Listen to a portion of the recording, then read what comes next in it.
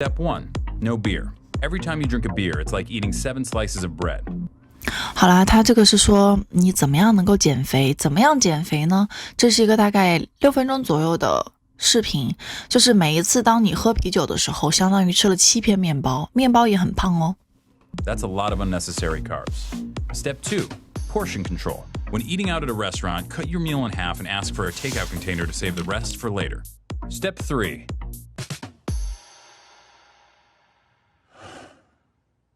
Have your heart broken. And 哎，这个亲测有用哈，就是你伤心难过的时候什么都吃不下，所以即使说你现在被别人当备胎，或者是分手失恋了，这个是你减肥的最佳时机。Have your heart broken? Okay. not just broken, but shattered by a girl who never loved you and never will. Try to get your shit together and join a gym. Start going to the gym regularly, and even though you don't know that much about exercise and you're way too weak to do pretty much anything but lift 5-pound weights with the old people, do it until your sweat makes a puddle on the floor. Then go home and go to bed. And the next day, do it again. And then again. And then again. Then go to work and listen to stories of your ex-girlfriend fucking around with gross and terrible people. Stories from your coworker friends who think they're doing you a favor. Pretend that it doesn't bother you. Pretend that being forced to see your ex at work every day isn't fucking killing you. Pretend that everything's fine. Go to the gym and make more puddles of sweat. Buy books. Learn about different muscle groups and how they work together. Plan out your week of meals. Try to forget her. Back to the gym, more puddles of sweat. You're a piece of shit. You are a piece of shit. You are a piece of shit. After the gym one night, go all the way up to the top of the parking garage and walk all the way to the back. Look out at the lights of the skyscrapers of downtown and think about how every single one of those office lights represents a person. Try to imagine how they feel, what they're doing.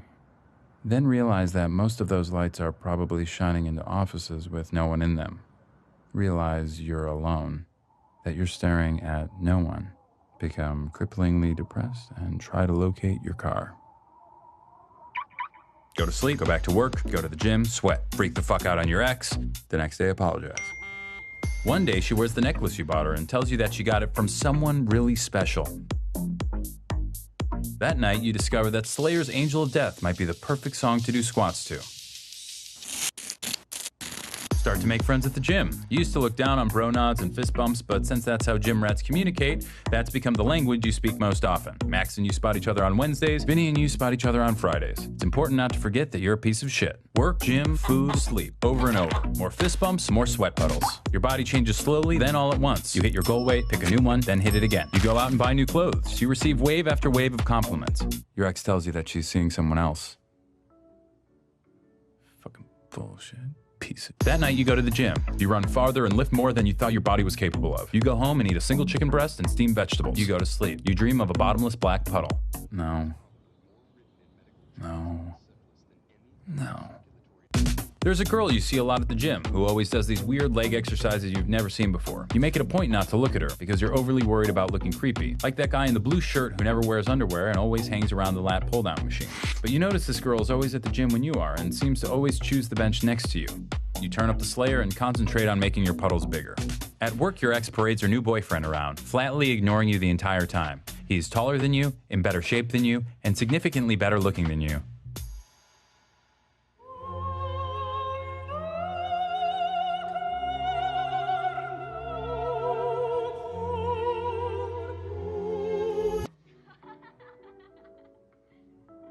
Fucking bullshit. That night, you bench press double your body weight. You sneak a photo of yourself in the mirror and email it to yourself with the subject heading, "You are a warrior." The next day, you are more disgusted with yourself than you've ever been, and you delete it immediately. You make puddle after puddle after puddle and eat single chicken breasts and work and sleep over and over and over and over and over and over.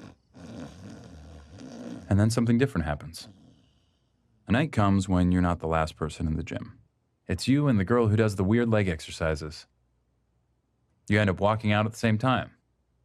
Her name is Melissa and she works close by. She asks you out to dinner on Friday, promising it'll be healthy. The leg exercises are pivoting curtsy lunges.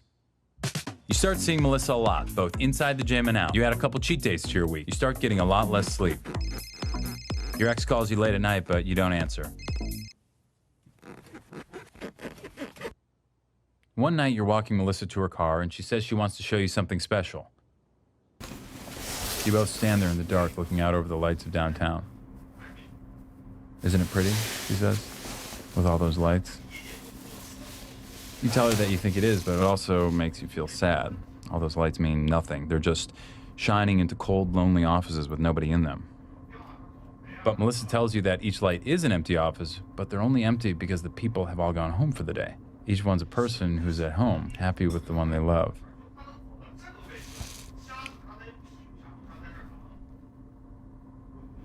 You look at her in the lights, and she smiles. Something in your chest expands.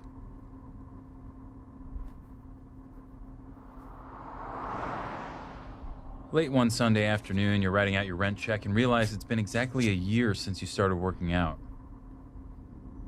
You think of all those miles you've run, those pounds you've lifted, and chicken you've eaten, and puddles you've made, and it doesn't seem that bad. You realize that it's not about hitting a goal weight or lifting weights. It's about waiting, being patient, and trusting that life will slowly inch along and things will get better. After all, change takes time.